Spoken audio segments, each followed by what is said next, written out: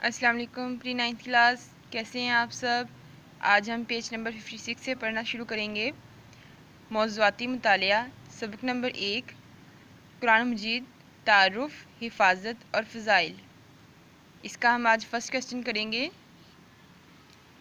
Page 58 پر دیکھیں، first question ہے ہمارا، قرآن مجید کا تعارف بیان کیجیے۔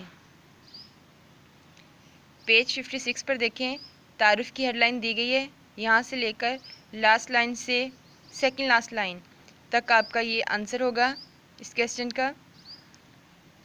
تعارف میں دیکھیں، یہ ہیڈ لائن آپ دیں گے پہلے، اللہ تعالیٰ نے انسان کو پیدا کیا اور اس کی جسمانی اور فطری ضروریات پوری کرنے کے لیے مادی وسائل پیدا کیے اور اس کے ذہن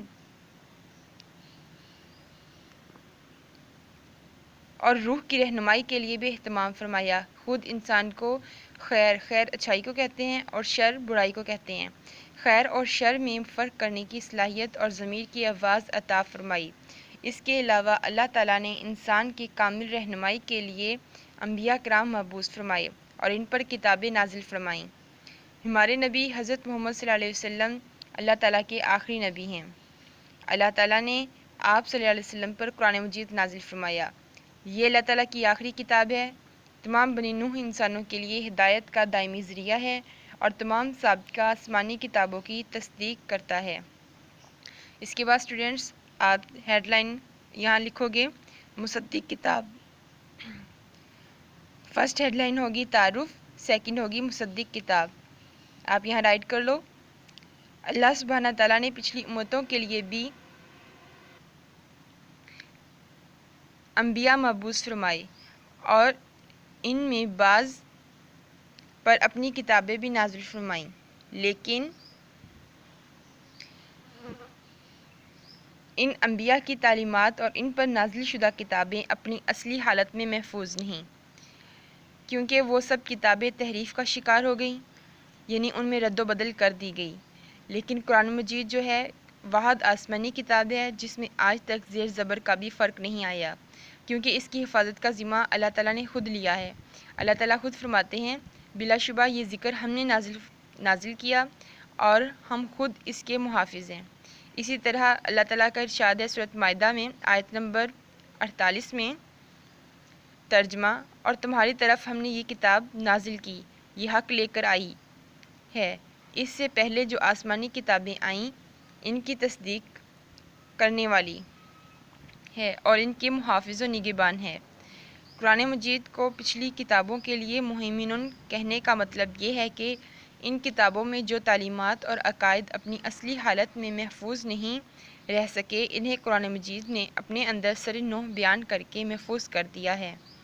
یہی وجہ ہے کہ قرآن پاک کی تعلیمات پر پورے اطمینان سے ہر زمانے میں عمل کیا جا سکتا ہے، یعنی تا قیامت تک یہ عمل کیا جا سکتا ہے۔ اس کے بعد آپ ہیڈ لائن دیں گے جامعہ کتاب۔ ٹھیک ہے، آپ کی اس کوسچن کی 3 ہیڈ لائن ہوگی، پہلی تعارف، دوسری مصدق کتاب اور تیسری یہ ہو گئی جامعہ کتاب۔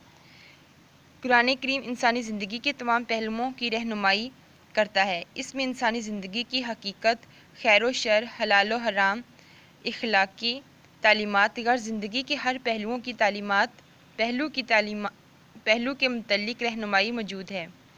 اس میں انسان کی آخرت کی زندگی کے متعلق بھی تفصیلی معلومات ہیں اور اس زندگی کی اہمیت کو نہایت پرتاثر انداز میں بیان کیا گیا ہے۔